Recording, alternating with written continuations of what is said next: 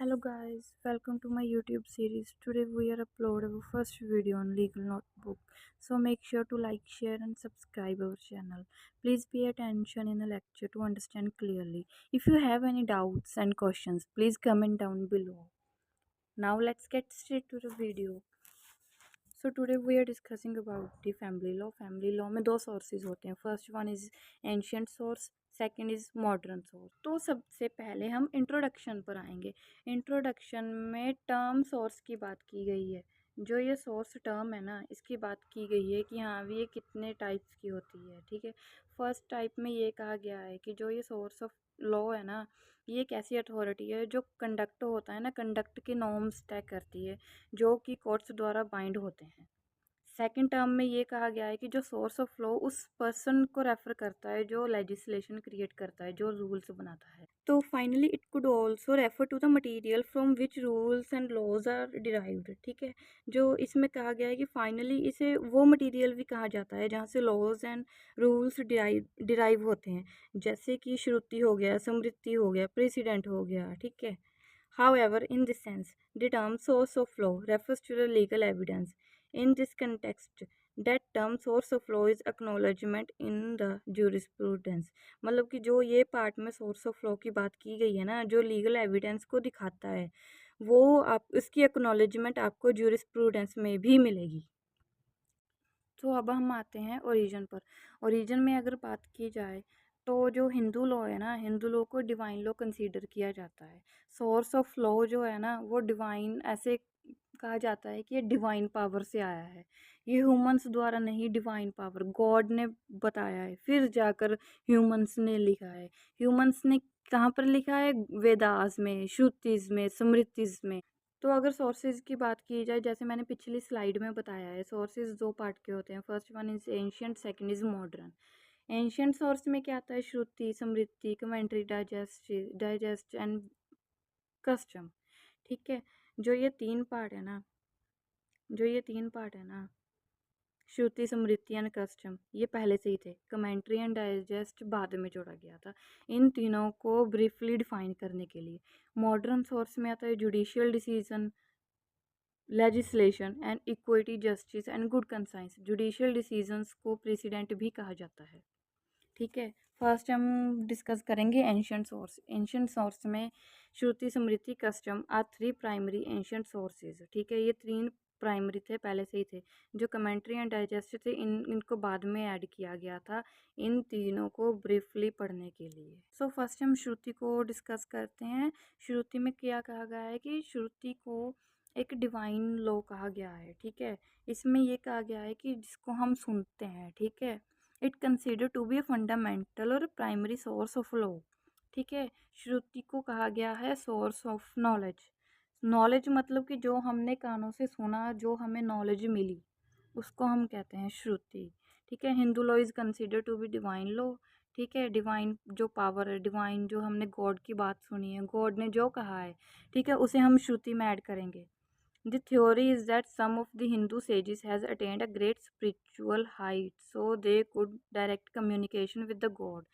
जो हिंदू सेजिस थे, ठीक है, जो ग्रेट पर्सनैलिटीज़ थी हिंदू रिलीजन में, उनके पास ऐसी ग्रेट स्पिरिचुअल हाइट्स थी कि वो गॉड से भी कम्युनिकेशन करते थे. ठीक है, तो गॉड ने उन्हें जो रिवील्ड किया, जो उन्हें सीक्रेट बताया, उस रेवलेशन को श्रुति कहा जाता है या वेदास में कहा जाता है. ठीक है, the word Shruti means what we hear, जैसे मैंने पहले कहा था. The term Shruti stand for Vedas. Vedas में कौन कौन से आते हैं? Rigveda, Yajurveda, Samaveda, Atharvaveda.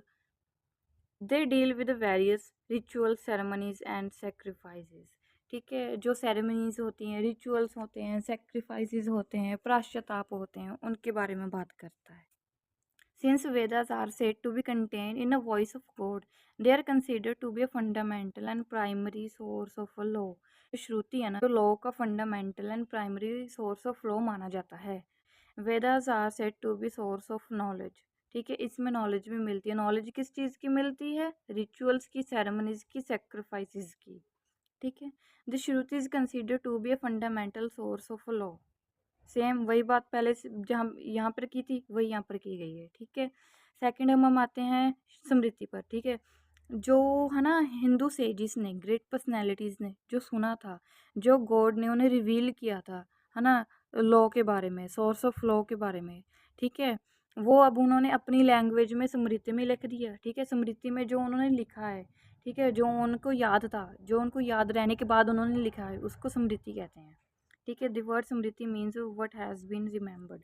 Traditionally Smriti contains those portions of Shrutis which the sages forget in the original form and the ideas। वही कि वो भूल गए हैं, अब उन्होंने उन्हें अपनी own language में लिखा है with the help of the memory। Thus the Smritis based on the Shrutis but they are human work। जो श्रुति थी उन्हें गॉड का माना गया था कि वो रेलिवेंसी ऑफ गॉड है, बट अब जो स्मृति है ह्यूमन वर्क है, क्योंकि उनको हिंदू सेजिस द्वारा लिखा गया है, ठीक है। स्मृतिज में और क्या क्या कहा गया है कि स्मृतिज जो है धर्मशास्त्र को कंटेन करती है, धर्म सूत्रास को। Dharma Sutras is written in a prose and verse, जो पोइट्री टाइप होते हैं या जो संस्कृत भाषा में होते हैं उसमें लिखा गया। द मेन धर्म सूत्रास आर गौतम, बौद्ध, Vishnu etc। Dharma Shastras are divided into a 3 part, Achara, Vyavahara and प्रायश्चित।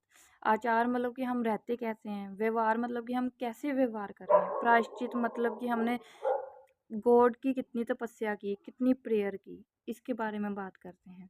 दी Achar Vyavahar are talking about the religious observation in a man dealing with civil law.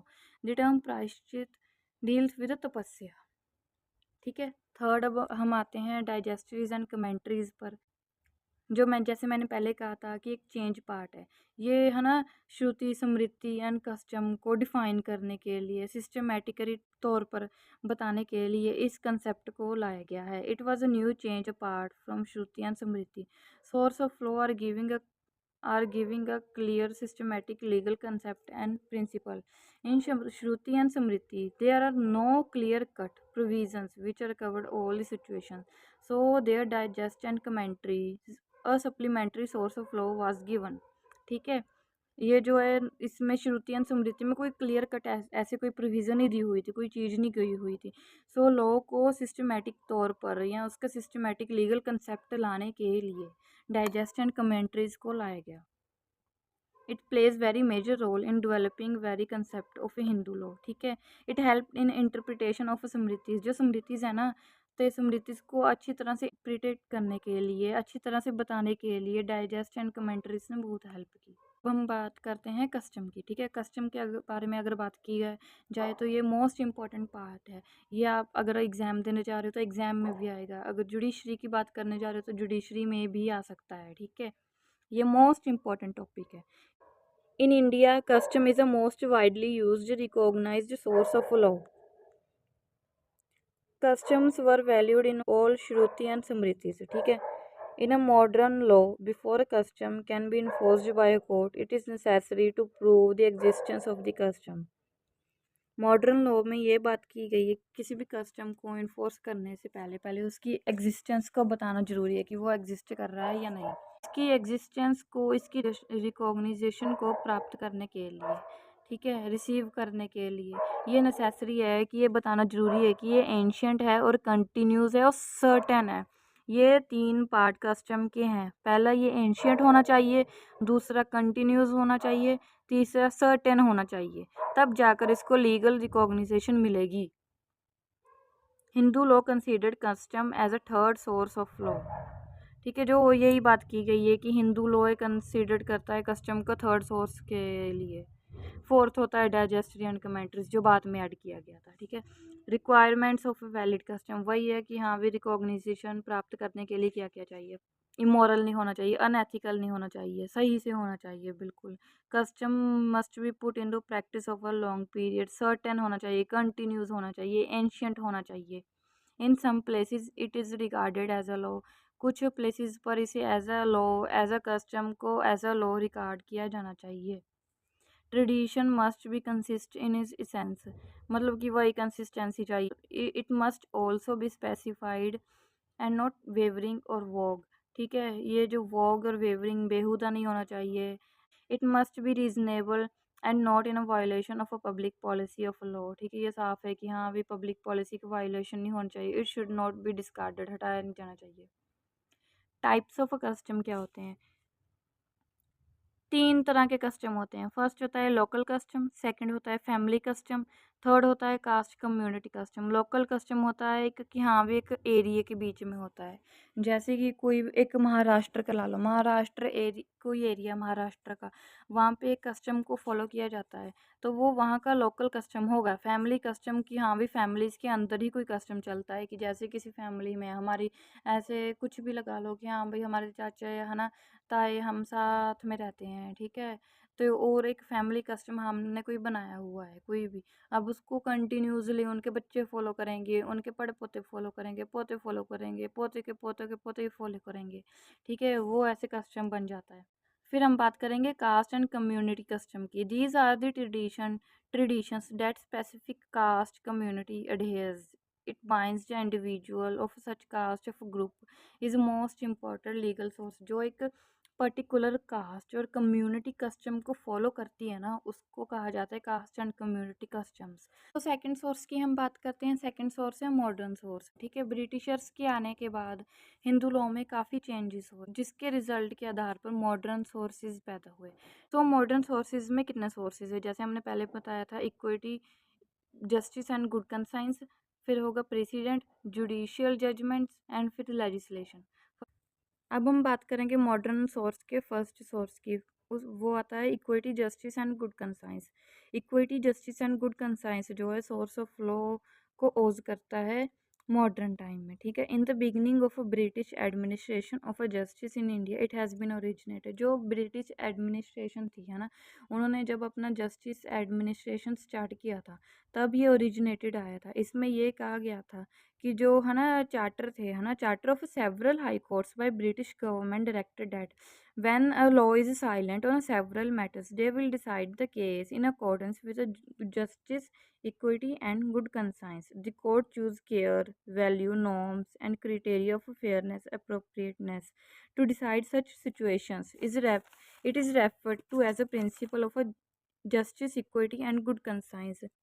अब इसमें ये कहा गया है कि जो ब्रिटिश है ना, ब्रिटिश एडमिनिस्ट्रेशन है ना, has implemented this plan in the lack of regulations, कि है ना court choose care, value, norms and criteria of fairness and appropriateness to decide situation when the law is silent. ठीक है, जब लॉ साइलेंट होता था ना, तब जो हाई कोर्ट्स थी ना, तो वो नॉर्म्स को, वैल्यूज़ को, ठीक है, क्राइटेरिया ऑफ फेयरनेस को, है ना, माइंड में रख कर ना फिर डिसीजन लेती थी। जब वो माइंड में रख कर कोई डिसीजन लेती थी ना, नॉर्म्स को, ठीक है, वैल्यूज़ को, केयर को, उसको कहा जाता था principle of justice, equity and good conscience. Natural law is another name for them. ठीक है, जो equity, justice and good conscience का जो है ना कंसेप्ट है, उसको नेचुरल लॉ भी कहा जाता है। 18th सेंचुरी में ब्रिटिश एडमिनिस्ट्रेशन ने ये प्लान किया था कि जब जब जब रूल्स एंड रेगुलेशन का लैक होगा, तब तब इस स्ट्रक्चर को यूज़ किया जाएगा। और अब मॉडर्न टाइम में यही स्ट्रक्चर सोर्स ऑफ लॉ बन गया है। सेकंड बात करते हैं प्रेसिडेंट एंड जुडिशियल डिसीजंस की। जो जज द्वारा कहा जाए, जज द्वारा प्रोनाउंस किया जाए, उसको प्रेसिडेंट कहते हैं, जुडिशियल डिसीजन कहते हैं। The pyramid of courts was developed after the beginning of British control.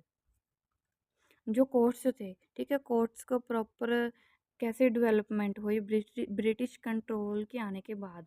जो भी ये इनकी ऐसे हायरार्की बनी है, जैसे भी कैटेगरीज बनी है, ब्रिटिश कंट्रोल के आने के बाद ही बनी है। The theory of a president was formed based on the promise of treating similar cases similarly. ये जो प्रेसिडेंट है ना, ये आज तक यूज़ किया जाता है।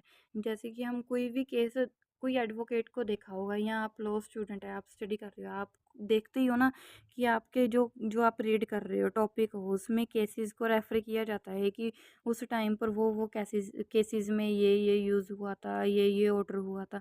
जब भी कोई केस सेम फैक्ट का होता है ना, तो जजिस उस केस के साथ के सेम फैक्ट को उसी केस पर लगाते हैं। ठीक है, तो उसी केस को सेम ऐसे ही ट्रीट करते हैं जैसे कि पिछले पुराने केस में हुआ था।